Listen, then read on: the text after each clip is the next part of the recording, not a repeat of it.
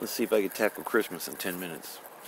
So the sun's dying on the cross of the zodiac for 3 days during the winter solstice. The shaman, the priest class, the leader of the tribe, instead of leaving it up to the children like in the Easter egg hunt, he would take the responsibility to go out and hunt these sacramental mushrooms for the celebration. Inebriation has always been part of the holidays. You think spiking the eggnog, toasting and having drinks, all that good stuff. And remember, alcohol was just an invention by the alchemists to replace this process of urine therapy or drinking from your own well or another's. So the shaman would ride out in certain areas across Eurasia above a certain latitude, longitude line, you'd actually have 3 full days of darkness before the sun would come back. They would leave. They would go out with their sleigh using the caribou that they would migrate with. They would detach the lead reindeer. He would help hunt the truffles, not the truffles, but the mushrooms at the base of the evergreens or the mystery trees while they're buried in the snow line. So we could call him Rudolph. He'd get a red nose from digging in the snow looking for these mushrooms. Santa would take them, or the Siberian shaman, he would take these mushrooms and he'd stick them up in the boughs of the Christmas tree.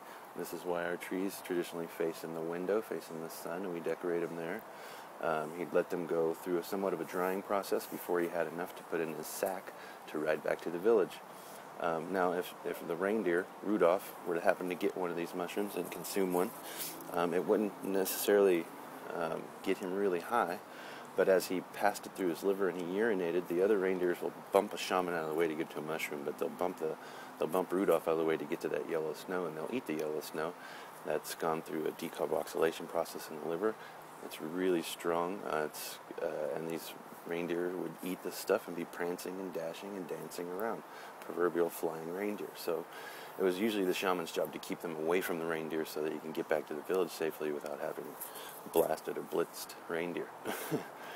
So as he comes back into these villages that we used to live in, like nomadic yurts, teepee type situations, you can imagine that the snow line has covered the front door, so he'd go up to the secondary access, he'd ring a bell, and we'd leave out some milk and cookies for him, or some yak butter, goat's milk, whatever it was. We would barter with the shaman for these mushrooms. Some of them, like I said, could be just eaten as food, but they all have to be dried out to go through decarboxylation process, so they'd hang them in stockings or whatever they could, put them over their fire to let them go through decarboxylation, and then some of them would be used for anointing the next morning. And then Christmas morning, of course, is the day that the sun, and for thousands of years now, it would rise under Virgo and set in Pisces on Christmas morning after the nativity scene had played out in the sky, which is basically Orion shifts through the sky during the wobble. The 3 stars line up with all the great pyramids on the planet. And these are associated with the 3 wise men. They travel from the east on Christmas Eve morning. They follow the dog star, or they point exactly to where the eastern star or the dog star rises, where you get Catholic dogma, and then the Virgin will rise, and the sun will pop out under the Virgin's womb every Christmas morning, starting in the new year, in a sense. So when you decorate a Christmas tree, just think when you put a blue bulb on your tree, it's maybe a psilocybin mushrooms, or the ones that when you pinch them they turn blue. A red or a white bulb could be associated with Amanita muscaria, or the red bulbs that have the flakes on them, or the white covering. Or if you put a gold bulb or a silver bulb, those could be Paniolus or Liberty Cap mushrooms. A black bulb or purple bulb could be the Pantherus mushroom.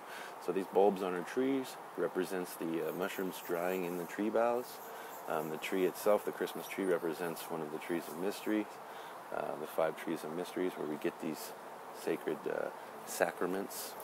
And I'll leave it with this one of my favorite Gregorian chants. It's a Christmas chant, O Magnum Mysterium, which means the great mystery. O Magnum Mysterium Sacramentum et Admirabile. O great, wonderful, mysterious sacrament, sacred mind. This is a sacrament.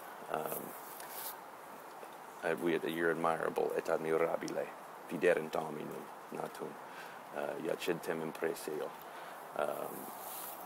O beata Virgo, cuius viscera portare Dominum Jesum Christum. Basically, the Great Virgin in the sky that gives birth to the sun. It's a beautiful, beautiful song. One of my favorite songs. It's called O Magnum Mysterium, but it's a Latin Gregorian chant. It's a Christmas chant. But that song right there kind of tells you a little bit of the story about what it's all about. So understanding how the stars and the sun moves through the zodiac, or the manger in the sky, the house of animals in the sky. And there's only one Virgo in the house of animals, and that's also the house of bread, or Bethlehem, or Virgo, or Virgin, symbolized with the M, with the little fish dangling off the sides that gives birth to the sun. Now, the interesting thing for me is I've studied this all the way up until 2012, and the sun has returned into the Father's house, which is the Ophiuchus, the 13th sign, which is it's the most significant sign. It has to do with biological architecture, but it's just outside of the 12-sign zodiac symbol. But since 2012, every Christmas morning, I've gone out with my Google Sky Maps and watch, and the sun has been going into the Father's house, and it stays there for several days before returning, and it's going to do that for 30 years, I think, or 18 years, however long Jesus was missing in the Bible. But it'll do that for 18 years, and supposedly when it comes back on Christmas morning after the wobble, we'll be able to see it, as opposed to it being risen under Virgo. It's supposed to rise under Aquarius. It's set under Leo, which is bringing into a new age of the backward movement of our clock. So I'm just going to leave that at that. Some of you guys probably already know all this stuff, but like I said, I was making videos for somebody, and I touched on a lot of this stuff, but then sprawled out through a whole bunch of videos. So that pretty much wraps up Christmas and how it correlates with mushrooms and psychedelic mushrooms, entheogens, and how studying ethnomycology ties into that particular religious holiday. And there's a lot more to it, but I'll just wrap it up with that. Try to keep it under 10 minutes. Have a great day, people. Be blessed.